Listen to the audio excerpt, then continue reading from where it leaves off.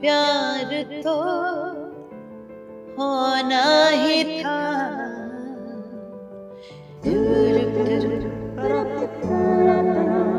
अगर बीजेपी आपको इनवाइट करे कि आइए राजनीति में, मैं बिल्कुल तैयार हूँ बचपन में बजाय शरारतों के खेल कूद के आपका जीवन म्यूजिक के साथ ही गुजरा। कि आज मैं जो हूँ उसी वजह से हूँ, और मैं आज मुझे मलाल होता है कि काश और मेहनत की हो। प्यार तो होना ही था जतिन ललित ने दिया। वो आज तक नाराज हैं कि मैंने फिल्म फेयर में उनका नाम ही नहीं लिया। बस नाराज हो गए, उसके बाद उन्होंने गाना ही नहीं दिया। बेसिक हिस्ट्री हमें पता चली, जो कि पूरे हिंदुस्तान को पता होनी चाहिए, हर बच्चे को पता होनी चाहिए। गुरु गोविंद सिंह के दो बच्चे जोरावर और फतेह दीवारों में इसलिए चुनवा दिए गए, बिल्कुल, क्योंकि इस्लाम कबूल नहीं किया। इस्लाम कबूल नहीं किया। बिल्कुल। आप आम आदमी पार्टी में गए थे जी, गए थे बहुत छोटे से समय के लिए। जी, क्यों तो गए थे और क्यों बाहर आए? जो धारणा थी जो मन में वो मेरी बदल गई। Politics is not my cup of T. तो जैसे ही मैंने वो आलाप लिया,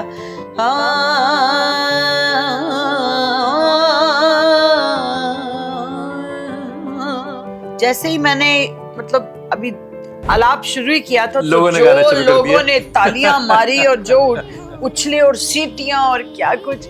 तो मुझे तब इल्म हुआ, तब उस बात का मुझे पता पड़ा कि ये तो गाना इतना हिट हो गया।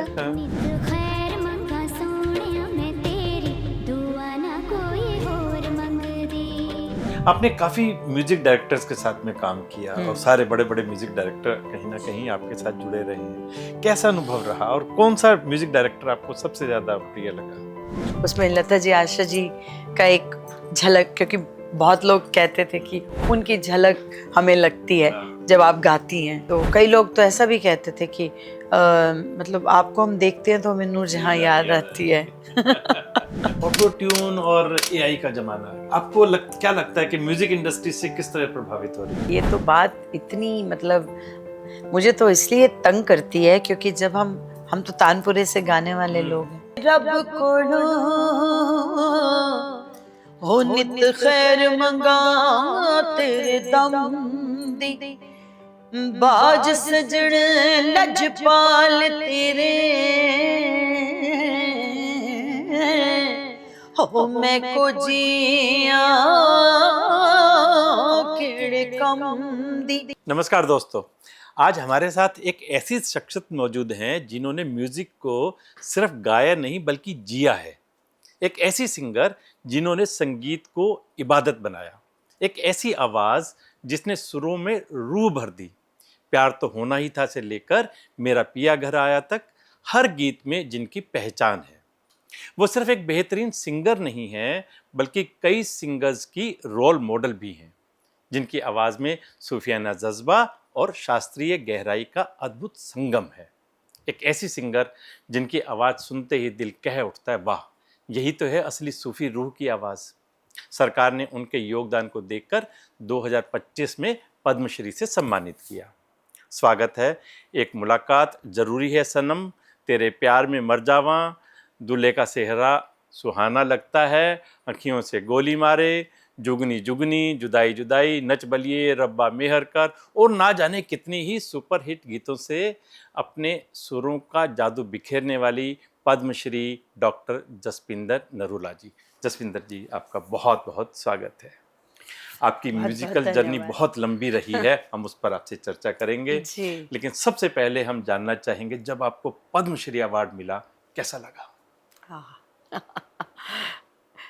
पद्मश्री अवार्ड तो मेरे 50 साल पूरे हो गए, और जब पद्मश्री अनाउंस हुआ तो मैंने उससे शायद एक मेरा जन्मदिन नवंबर में आता है, तो मैं प्रभु से जब बातें करती हूँ तो मैंने उनसे यही कहा कि अब समय है कि आपने मुझे गिफ्ट देना है।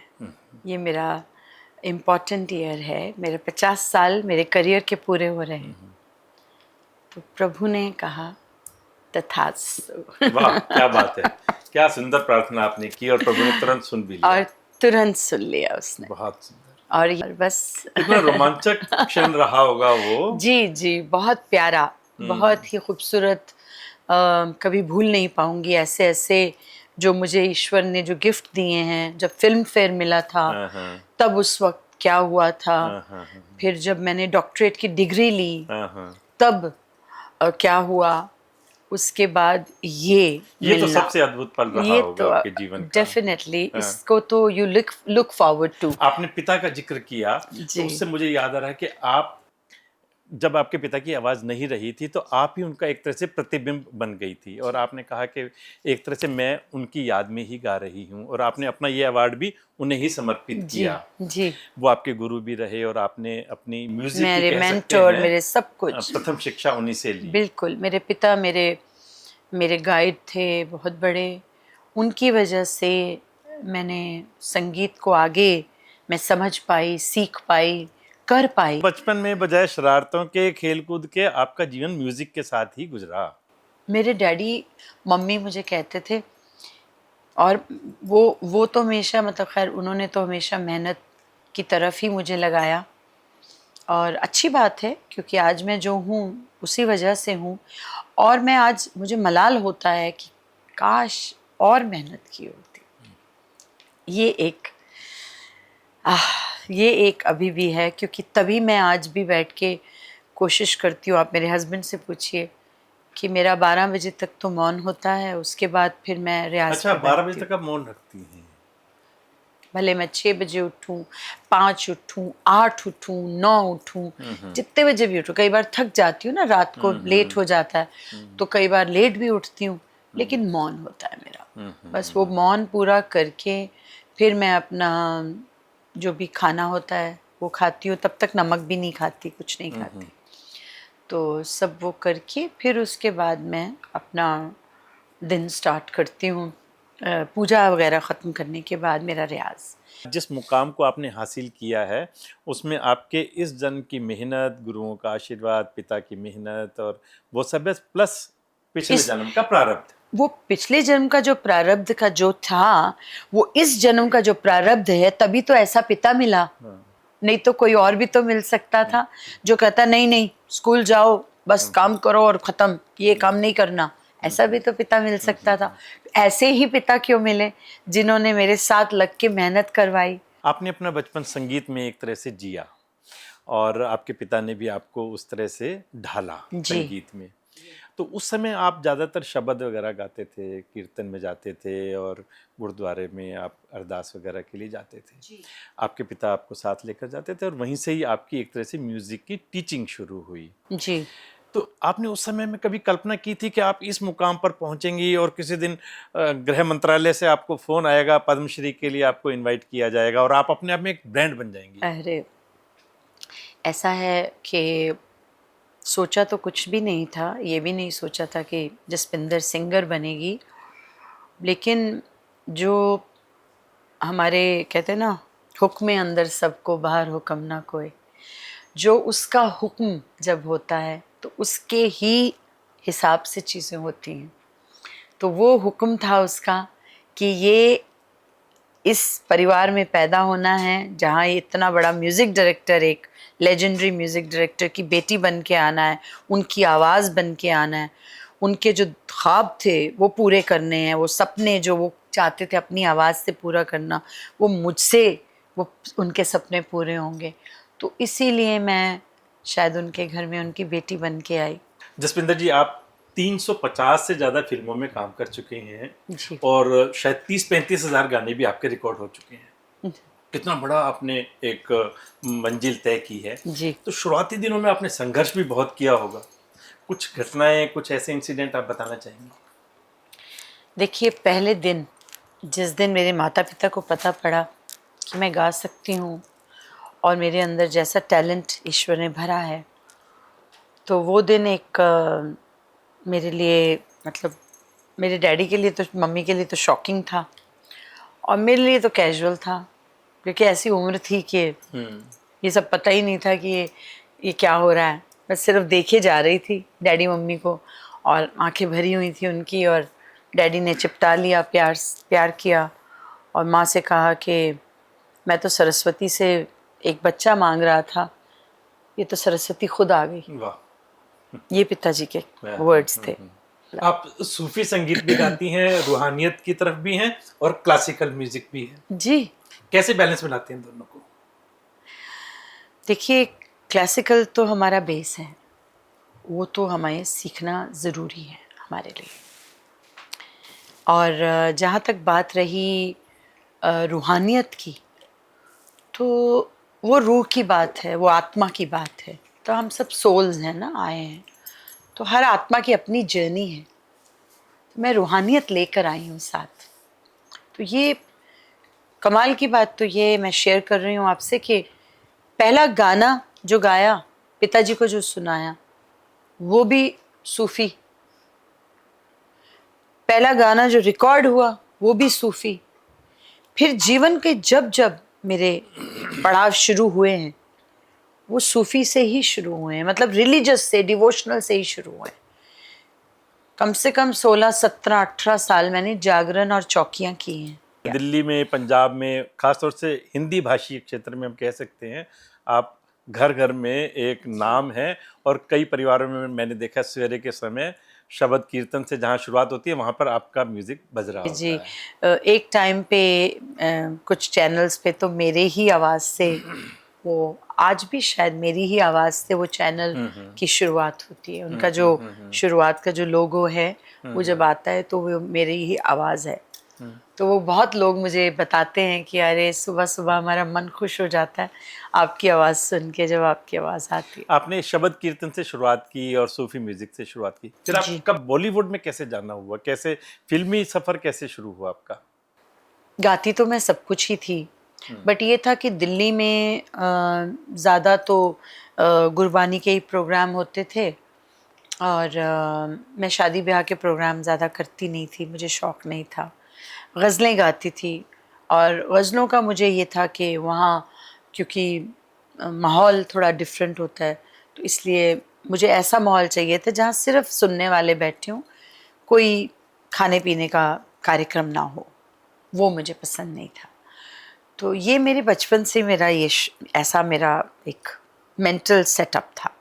तो शुरू से रूहानियत तो थी अंदर, वो अध्यात्म तो था मेरे अंदर, मैं उससे जुड़ी हुई थी। और बात भी मैं हमेशा ये करती थी कि हमारे हिंदू धर्म में जहाँ जहाँ मुझे जो जो चीज़ें मुझे लगती थी कि ये ठीक नहीं हैं, ये चीज़ों को बदलना होगा हमें। सिख धर्म में बहुत चीज़ें बड़ी सॉलिड हैं और उस चीज़ पे लोग चलते हैं मर्यादा के अंदर रह के। हिंदू धर्म में कई जगह पे मर्यादा का उल्लंघन होता है, जो मुझे पसंद नहीं है। जैसे चप्पल लेके चले जाते हैं, जागरण चल रहा है, चप्पल ले जाएंगे अंदर, चप्पल अपने नीचे रख लेंगे कि चोरी ना हो जाए। अब वहाँ पर प्रॉपर जगह लगानी चाहिए जहाँ लोग चप्पल उतारे, उनके चप्पल चोरी ना हो। अब मंदिर के बाहर से लोग चप्पल ले जाते हैं, गुरुद्वारे में तो कभी नहीं हुआ ऐसा, होता ही नहीं है। अब मैं तो दोनों ही वो व्यवस्था करने की बात है। व्यवस्था गुरुद्वारे की में अगर व्यवस्था है कि बल्कि मैं तो आप हैरान होंगे, मैं तो एक बार एक गुरुद्वारे में गया जी किसी की कार्यक्रम में, तो वहां पे हमने जूते चप्पल बाहर निकाल दिए। जी जब मैं वापस आया तो नहीं दिखे। नहीं दिखे। तो पता चला कि वहां पर वो जो बूट पॉलिश कर रहे थे, बूट बिल्कुल। पॉलिश करके उन्होंने जूते दिए, और करने वाले भी कोई एम्प्लॉय नहीं थे। अच्छे अच्छे परिवार के लोग सेवा के कारण से वहां पर बूट पॉलिश कर रहे थे। ये जो सेवा भाव है ना, ये जो सिख धर्म में है ना, ये मैं कहती हूँ, इसलिए नहीं क्योंकि मैं सिख हूँ मैं इसलिए बात कर रही हूँ, मैं इसलिए कह रही हूँ कि ये चीज़ जो है हमारे अपने हिंदू धर्म में ये भी होना चाहिए। ये ज़रूरी है, इस चीज़ को बदलना होगा। कश्मीर से जब औरंगज़ेब ने बहुत तंग किया और उस वक्त उनके वो जनेऊ जला रहा था और कह रहा था कि आप लोग इस्लाम कबूल करो और ये करो वो करो, ये सब चीज़ें जब हो रही थी, तो हमने तो हिस्ट्री पूरी पढ़ी है, हम तो गुरु हरकृष्ण पब्लिक स्कूल में पढ़ी हूँ, तो वहाँ हमें ये सारी सिख हिस्ट्री हमें पता चली, जो कि पूरे हिंदुस्तान को पता होनी चाहिए, हर बच्चे को पता होनी चाहिए। गुरु गोविंद सिंह के 2 बच्चे जोरावर और फतेह दीवारों में इसलिए चुनवा दिए गए, बिल्कुल, क्योंकि इस्लाम स्वीकार कर कबूल लिया नहीं कि किया। इस्लाम कबूल नहीं किया उन्होंने। बिल्कुल। दूसरे दो बच्चे बड़े वाले जो थे वो जाके उसमें लड़ाई में शहीद हुए। फिर माता जी जो थी बुर्ज से, उन्होंने भी अपने प्राण गंवाए, क्योंकि बच्चे जब पता चला कि मेरे छोटे छोटे मेरे पोतों को चिनवा दिया गया तो वो भी चली गई। और गुरु तेग बहादुर साहब ने तो पहले शहीदी पाई थी, पिता थे। और मतलब एक बेटा अपने पिता से कहे कि आपसे बड़ा गुरु कौन होगा जो इनकी रक्षा करेगा। मेरे रोंगटे खड़े हो रहे हैं आपसे बात करते करते कि हमारे देखिए सिख हिस्ट्री कितनी जबरदस्त, ग्लोरियस और कितनी कमाल, समर्पण वाली, त्याग वाली, तपस्या वाली, पिछले संघर्ष दिनों मुझे वाली। एक कश्मीरी मिले, बड़ी अच्छी लगी मुझे उनकी बात। मेरे हस्बैंड को जब मिले तो उनको पता चला कि मेरी शादी, मैंने जब बोला कि मैं कॉल हूँ तो बड़े खुश हो गए। बोले कि मैं मतलब उन्होंने बताया कि मैं कश्मीरी हूँ, तो मैंने बोला मैं भी कश्मीरी हूँ। तो फिर प्रमोद जी से मुलाकात करवाई मैंने, तो वो कहने लगे, इनसे कहने लगे, मुझे कहा, कहते मैंने तो ये खुलेआम अपनी कम्युनिटी में कहा है कि हमें गुरु साहब की शहादत को भुलाना नहीं चाहिए था। हम लोगों ने बहुत गलत किया है, इसीलिए हमें घर से बेघर होना पड़ा। जब पहले हो रहे थे हम तो उनके पास गए थे, उन्होंने हमारे लिए शहादत दी और हम भूल गए उनकी शहादत को, हमने उसको मनाया नहीं, हमने उसको भुला दिया। और ये अब हमें इस चीज़ को ठीक करना होगा, जो मुझे बहुत अच्छा लगा। क्योंकि वो हमारे गुरु जो थे वो मतलब उस वक्त तक तो सिखिज्म शुरू नहीं हुआ था। सिखिज्म तो शुरू हुआ गुरु गोविंद सिंह जी से। उन्होंने सिख कौम बनाई। तो उससे पहले पहले तो जो हमारे गुरु थे, गुरु नानक देव जी है ना, गुरु अंगद देव जी, तो सब आप नाम देखिए। तो सिंह आया कहाँ? गुरु गोविंद सिंह जी। तो उन्होंने फिर ये सिख कौम, और इसलिए उन्होंने बनाई कि वो प्रोटेक्ट कर सके अपनी कौम को, अपने लोगों को। तो ये एक बहुत अच्छी चीज़ है जिसे मैं चाहती हूँ लोगों तक पहुँचाना। जो लोग सिर्फ अपने बारे में सोच रहे हैं और ये सोचते हैं, फिरका परस्ती कर रहे हैं, जो ये चाह रहे हैं कि हम लोग अलग अलग हो जाएं, नहीं, मुट्ठी में दम है और अगर खुल जाएगी तो खाक की हो जाएगी। आप योगी जी की भाषा बोल रहे हैं, कटेंगे तो बटेंगे। अरे मुझे लगता है आपको राजनीति में जाना चाहिए। अरे ना आप आम आदमी पार्टी में गए थे जी, गई बहुत थी छोटे से समय के लिए। जी, क्यों जी, तो गए थे और क्यों बाहर आए? उस वक्त एक लहर उठी थी और आम लोग थे उसमें। मैं भी आम ही हूँ, मैंने भी कोई पॉलिटिकल फैमिली से नहीं हूँ, बैकग्राउंड नहीं है, और उनको भी ऐसे ही लोग चाहिए थे जिनकी पॉलिटिकल बैकग्राउंड नहीं थी। तो मुझे कहा गया कि आप ज्वाइन कीजिए। ठीक है, हमने भी देखा, चलो जाके देखते हैं, अगर हम कुछ भला कर सकें अपनी कौम का, अपने लोगों का, अपने देश का, हमारे प्रति कोई किसी अच्छी भावना से मैं करना चाहती हूँ काम। उस टाइम एक जन आंदोलन चला था 2011 में जी, अन्ना जी के नेतृत्व में, जी, और निर्भया कांड होकर के चुका था। तो हर किसी को लगता था कि एक शायद नया एक प्रकाश पुंज हमें दिख रहा है जो हमारे को सही राह दिखाएगा शायद। बिल्कुल। फिर बहुत जल्दी मैंने अपनी जो धारणा थी जो मन में वो मेरी बदल गई, और फिर मैंने कहा नहीं, politics is not my cup of T. I think I am not made for it. आज राजनीति में फिल्म स्टार्स को हम देखते हैं तो बहुत सारे हैं, हेमा मालिनी से लेकर के, जया बच्चन से लेकर के, और मनोज तिवारी, रवि किशन, एक्टर्स भी और सिंगर्स भी बहुत राजनीति में हैं। अगर आपको मौका मिलेगा, मान लो हम एक उदाहरण के लिए बीजेपी को ही लें, अगर बीजेपी आपको इनवाइट करे कि आइए राजनीति में और हमारे साथ देश को सुधारने का, संवारने का, सजाने का एक जिम्मा आप लीजिए, क्या करेंगी? अगर इस तरह की बात हो तो मैं बिल्कुल तैयार हूँ, लेकिन मुझे उस भाव के साथ काम करना है। मुझे कोई उसमें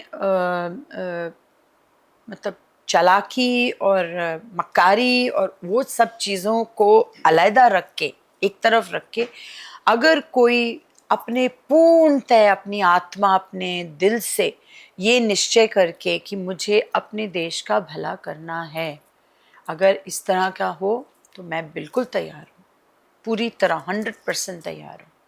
जसपिंदर जी, आपके पॉपुलर गानों की एक बहुत लंबी लिस्ट हे है बाबा। और उसको गिनना शुरू करेंगे तो जी। पूरा समय उसी में निकल जाएगा, लेकिन जी। एक गाना जो सबसे ज्यादा पॉपुलर है, प्यार तो होना ही था, वो हर बच्चे की, हर व्यक्ति की, हर की जुबान पर है और अक्सर हम जी। उसको सुनते भी हैं। जी। एक बार हम आपसे अपने दर्शकों के साथ सुनना चाहेंगे बिना म्यूजिक के।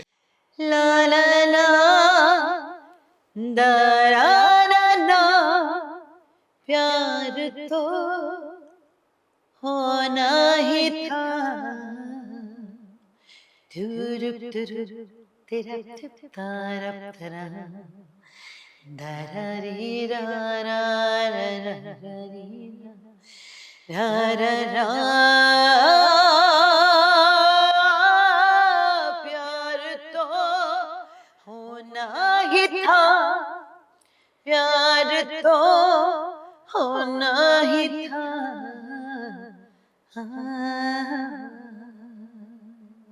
बहुत बढ़िया। ये आप गाना बड़ा जानलेवा है। आप प्लेबैक सिंगर भी हैं और स्टेज परफॉर्म भी करती हैं, जी। दोनों में कहाँ अंतर नजर आता है आपको? बहुत बहुत अंतर है दोनों चीज़ में। जब हम फिल्म के लिए गाते हैं तो वो हमारे पास एक टाइम लिमिट होती है, उसमें हमें गाना होता है, तो जितना हम उसको गा सकते हैं हम गा देते हैं। और स्टेज पे जब हम जाते हैं तो हमारी लाइव ऑडियंस होती है और वो जो गाना 3 मिनट का है वो हम 30 मिनट का भी कर सकते हैं। उसमें बहुत इम्प्रोवाइजेशन कर सकते हैं, इतना इम्प्रोवाइज होता है, इतना सब कुछ होता है कि मतलब बड़ी ईश्वर की कृपा बनी रहती है। वो यूएस का शो था पंजाबी, तो पंजाबी शो बहुत ज़्यादा किए नहीं थे मैंने, गाए तो बहुत थे गाने। तो वहाँ जब मैं पहुँची तो मैंने सोचा मैं हिंदी गाने गाने हैं, तो मुझे प्रमोटर आए, बोलते मैम आपका वो गाना है ना फिल्म शहीद उधम सिंह का, वो ज़रूर गाइएगा। मैंने बोला वो कौन सा गाना है? तो अब मुझे नहीं याद, इतने गाने गाए, एक एक दिन में पता नहीं कितने गाने गाती थी।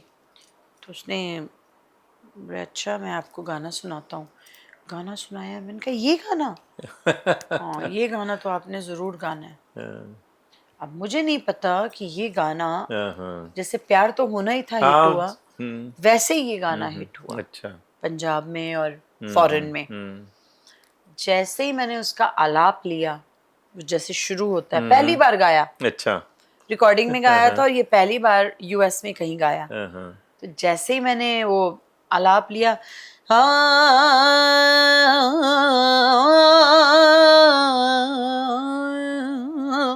जैसे ही मैंने मतलब अभी आलाप शुरू ही किया था तो लोगों ने जो गाना शुरू कर दिया। लोगों ने तालियां मारी और जो उछले और सीटियां और क्या कुछ, तो मुझे तब इल्म हुआ, तब उस बात का मुझे पता पड़ा कि ये तो गाना इतना हिट हो पॉपुलर गया। है। हाँ।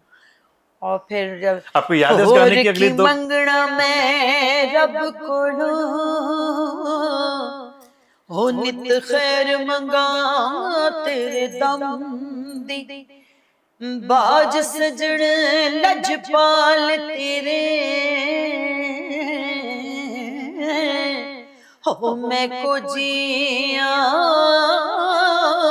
केड़े कम दी, पल पल माणे सुख वे हजारा,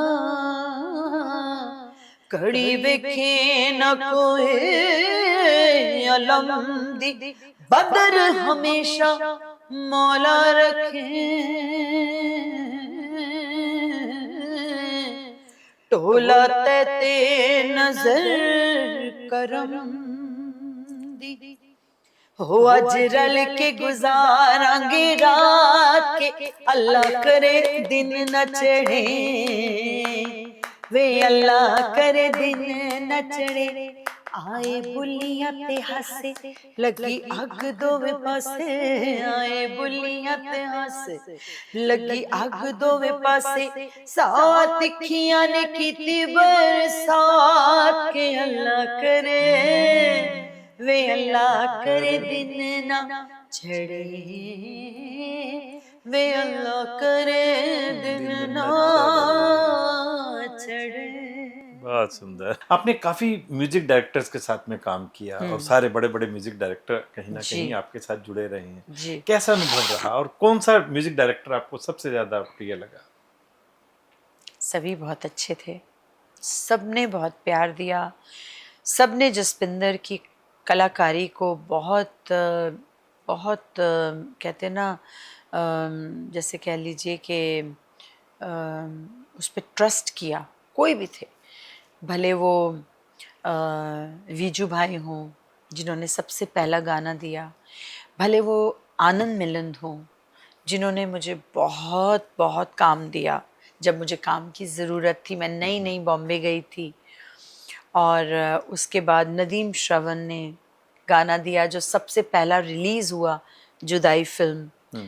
तो वो लोगों ने जब सुना मुझे, और जुदाई कर रहे थे, जुदाई का ही कुछ गाना चल रहा था वहाँ, और नदीम भाई ने एकदम श्रवण भाई की तरफ देखा और वहाँ समीर जी भी बैठे थे, समीर अंजान, उन्होंने लिखा था। तो कहने लगे यार समीर, मुद्दतें हो गई यार ऐसी आवाज़ सुने और है ऐसा काम, क्या बात है, क्या ये लड़की गाती है, ये क्या है। और मैं बैठी हुई हूँ सामने और मैं ऐसे मतलब उनकी बातें सुन रही हूँ और ऊपर क्योंकि मैं यहाँ नहीं चाहती थी कभी वो मुझे उनका कोई भी मेरे ऊपर असर हो अहंकार का। तो मैं उनकी बातें सिर्फ सुन रही थी और मुस्कुरा रही थी। फिर बस उसी दिन उन्होंने तय किया कि जुदाई के गाने जसपिंदर गाएगी श्रीदेवी के लिए। और फिर पहला गाना मैंने गाया, जुदाई जुदाई कभी आए ना जुदाई। और उसी दिन तय हो गया कि मेरी ज़िंदगी एक प्यास भी जसपिंदर गाएगी। उसमें लता जी, आशा जी का एक झलक, क्योंकि बहुत लोग कहते थे कि उनकी झलक हमें लगती है जब आप गाती हैं। तो ये सब, और फिर जब मैं उनका कुछ गाती थी तो सब कहते थे आप नूरजहां से बहुत क्लोज हैं। तो कई लोग तो ऐसा भी कहते थे कि मतलब आपको हम देखते हैं तो हमें नूरजहां याद आती है। अच्छा, आजकल ऑटो ट्यून और एआई का जमाना आ गया, अरे सब कुछ टेक्निकल और एडवांसमेंट है, इसके फायदे भी हैं लेकिन नुकसान भी बहुत हैं। आपको क्या लगता है कि म्यूजिक इंडस्ट्री से किस तरह प्रभावित हो रही है? क्या पूछते हैं आप, ये तो बात इतनी मतलब मुझे तो इसलिए तंग करती है क्योंकि जब हम तो तानपुरे से गाने वाले लोग हैं। जब आप गाते हैं तो म्यूजिक डायरेक्टर को वो ऑटो ट्यून में डालना पड़ता है सब गाने। वो गाने डालते हैं ना तो हमारा सुर इतना एक्यूरेट होता है कि वो जब कहीं कहीं अगर कुछ फ्लॉज हैं तो वो उसको क्लियर करता है, और जहाँ सुर अच्छे लग रहे हैं वहाँ वो बेसुरा कर देता है उसको। तो कई बार ऐसे जब गाने मेरे पास आए तो मैं बोला ये क्या हो गया, तो बेसुरा हो गया। बोले वो ऑटो ट्यून में डाल। मैंने कहा आप ऑटो ट्यून डाल क्यों रहे हो? बोलते मैम थोड़ा क्लीन हो जाता है, साफ हो जाता है। क्या अगर मेरे से कोई सुर ऐसी लगी है तो दोबारा गवाओ मुझसे, मुझे नहीं ये ऑटो ट्यून वगैरह चाहिए, आप मेरे से गवाओ। And I am so thankful to all of them. अब नाम लूंगी तो मतलब एक इतनी लंबी लिस्ट है। और देखो प्यार तो होना ही था, जतिन ललित ने दिया। वो आज तक नाराज हैं कि मैंने फिल्म फेयर में उनका नाम ही नहीं लिया। अब मैं इतनी एक्साइटेड थी उस वक्त, ऐसा इमोशनल एक मोमेंट था कि मैंने अपने माता पिता को याद किया, भगवान को याद किया, फिर सारी फ्रेटर्निटी को धन्यवाद दिया। बस उनका नाम कहना रह गया तो वो बस नाराज हो गए। उसके बाद उन्होंने गाना ही नहीं दिया। ऐसा ही होता भी हो जाता है। बट एनीवेज कोई नहीं, बहुत अच्छे भाई हैं मेरे, वो भी बहुत प्यारे हैं। आजकल रियलिटी शोज काफी चल रहे हैं और उसमें से नए नए सिंगर्स भी निकल रहे हैं, उनको आप क्या संदेश देना चाहेंगी? सीखो, ईश्वर ने आपको दिया है, बहुत दिया है, भर भर के दिया है, लेकिन सीखना बहुत ज़रूरी है। आपकी करीब करीब 50 वर्ष की एक ये म्यूजिकल जर्नी रही है, जी। वो कौन सा पल था, कौन सा क्षण था, मोमेंट था जिसने आपको सबसे ज़्यादा भावुक कर दिया? बहुत सारे क्षण आए हैं ऐसे लाइफ में जिन्होंने मुझे भावुक किया है। मैं गुरबानी गाती हूँ ना, या भजन गाती हूँ, तो भाव आ जाता है और वो मेरा बहुत होता है। आत्मा से गाती हैं, दिल से गाती हैं, इसलिए आप भावुक हो जाती हैं उस समय। स्टेज पे भी हम्म, रो देती हूँ। हम्म, बस वो, क्योंकि मैं जब गाती हूँ तो उसके लिए गाती हूँ, तो फिर कभी कभी ऐसा महसूस होता है कि वो सुन तो रहा है, दिख क्यों नहीं रहा। हाँ। जसविंदर जी, आपका कुछ समय कनाडा में भी बीता। जी। आप कनाडा कैसे पहुंची और वहां से फिर वापसी कैसे हुई आपकी? कनाडा की भी एक कहानी है। मैं शो करने गई थी और वहाँ मेरे बुआ, मेरी फैमिली रहती है, तो वो चाहते थे कि मैं अब शादी कर लूँ, और ऑफ कोर्स मैं भी चाहती थी कि सेटल हो जाऊँ। फैमिली में सब सेटल हो गए थे, तो मेरे उम्र की तो अब कोई भी लड़की नहीं थी फैमिली में, तो वो लोग चाहते थे। तो फिर उन्होंने मेरी शादी की बात चलाई, शादी की, but it was not meant for me, it was a disaster.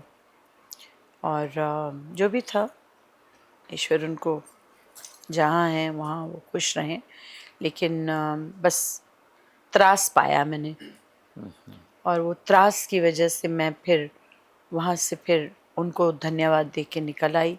घर छोड़ आई, सामान छोड़ आई, सब छोड़ आई, कुछ लेके नहीं आई। लड़कियां लेकर आती हैं, मैं देकर आ गई ओह। कि रखिए, ये आपका मेरा ऋण था। हाँ, हाँ, हाँ। वही आपने कहा ना कि ऐसा आप हो, धीरे धीरे करके ऋण सारे चुका रही ये हैं। ऋण है, ये भी ऋण है। और अच्छा है, कृपा है गुरु की हम्म, कि वो मेरे से ऋण चुकता हो रहे हैं। हम्म, वो मुझे ऐसा बनाया उसने कि मैं सब ऋण चुकाने के लिए आई हूँ। हम्म। जसविंदर जी, हमने आपसे बातचीत की। एक जस्सी जो एक स्कूल की विद्यार्थी थी जिसका बचपन म्यूजिक के साथ में बीता, और जी। गुरु हरकिशन पब्लिक स्कूल से, और फिर उसके बाद में आईपी कॉलेज से आपने बीए की, और फिर दिल्ली एमए यूनिवर्सिटी की। से एमए की, जी। दिल्ली यूनिवर्सिटी से आपने पीएचडी की एमफिल डिग्री की, हासिल फिर की। पीएचडी हाँ, की। जी। और उसके बाद में पद्मश्री डॉक्टर जसविंदर नरूला तक जी। आप पहुंची। आपको शायद भाई साहब पता नहीं है कि एक और अवार्ड मिला था हम्म, बिफोर पद्मश्री। पद्मश्री। जब पद्मश्री अनाउंस हुआ, उसके बाद पंजाब यूनिवर्सिटी ने मुझे कला रत्न का अवार्ड दिया, जो प्रेसिडेंट ने दिया। अच्छा। वो मुझे चंडीगढ़ में मिला। हाँ, हाँ, हाँ। उसकी ज़्यादा चर्चा नहीं हुई, इसलिए जी। बहुत कम लोगों को हाँ उसके बारे जी, में और पता है। वो भी बहुत कम लोगों को मिला है। अच्छा। इट इज़ लाइक जैसे भारत रत्न होता है, तो वो पंजाब में एक कला रत्न है। हम्म, हम्म, तो ये मुझे वाइस चांसलर ने स्पेशली कहा कि आप डिज़र्व करती हैं, इसलिए हम आपको देना चाहते हैं, आप एक्सेप्ट कीजिए इसे। बहुत तो मैंने सुंदर। उनसे कहा था कि मैं अगले साल ले लूँगी। बोले नहीं, आपको इसी साल देना है हाँ, हमने। हाँ। तो मुझे दो बहुत बड़े अवार्ड इस साल मिले। फेलिसिटेशन तो बहुत हुई, लेकिन ये दो बड़े अवार्ड जो थे हमारी वो मिले। शुभकामनाएं आपके साथ है। आने वाले वर्षों में और अवार्ड आपको मिलेंगे, और जी, प्रभु बस करेंगे आपको और कृपा। अच्छी ऊंचाइयों तक लेकर के बिल्कुल, जाएंगे। बहुत बहुत आप आए, धन्यवाद। आपने समय निकाला, बहुत बहुत धन्यवाद। लेकिन हमारे कार्यक्रम का समापन तब तक नहीं हो सकता जब तक हम आपसे कोई अच्छे शब्द ना सुन लें। मुझे मालूम है उसकी कुछ मर्यादाएं भी जी। होती हैं, और जी, शब्द को पूरा गाना होता है वो, लेकिन जितना मैं समय आपको है। एक हाँ, कपलेट सुनाऊंगी हाँ, बस। हाँ।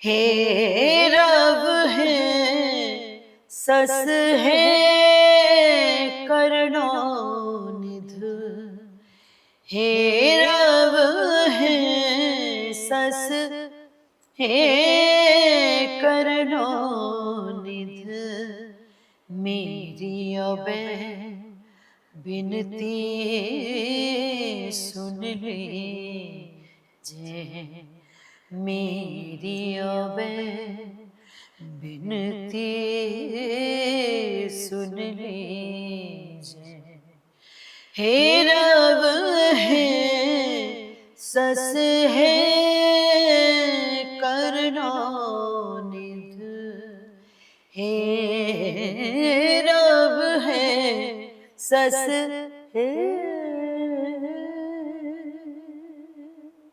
करुणानिधि किसको बोलते हैं? श्री कृष्ण भगवान। करुणानिधि बोलते हैं ना, हे करुणानिधि मेरी अभय विनती सुन लीजिए और न मांगत हूँ तुम ते कछ चाहत हो चित्त में सोई कीजिए। बहुत बहुत कितना- धन्यवाद जसविंदर जी, आपकी आवाज़ में भी मिठास है और आपके विचारों में भी बहुत सुंदरता है, संगीत में भी गहराई है। प्रभु आपको बहुत ऊंचाइयों तक लेकर जाएं और आप इसी तरह लोगों के दिलों में बसी रहें। आपको बहुत बहुत शुभकामनाएं। बहुत बहुत धन्यवाद। तो दोस्तों, ये थी पद्मश्री डॉक्टर जसपिंदर नरूला, जिनके सुरों की तरह जिनकी सोच में भी मिठास और गहराई है। इनके एक एक शब्द में विनम्रता है, इनकी आवाज़ में वो जादू है जो दिलों तक पहुंचता है। आज के इस पॉडकास्ट में इन्होंने सिर्फ अपनी यात्रा नहीं बताई, बल्कि हम सबको ये एहसास दिलाया कि संगीत सिर्फ सुनने की चीज़ नहीं, महसूस करने की एक कला है। हम दिल से शुक्रिया अदा करते हैं कि इन्होंने अपना अनुभव और प्रेरणा हमारे साथ साझा की। दुआ करते हैं इनकी आवाज़ यूं ही पीढ़ियों तक गूंजती रहे। आने वाली जनरेशन हमेशा इनसे कुछ ना कुछ सीखती रहेगी। जसपिंदर जी की बातें और उनकी आवाज़ दोनों ही दिल को छू जाती हैं। हम उम्मीद करते हैं कि आने वाले समय में भी ये अपने संगीत से हमें यूं ही मंत्रमुग्ध करती रहेंगी। नमस्कार।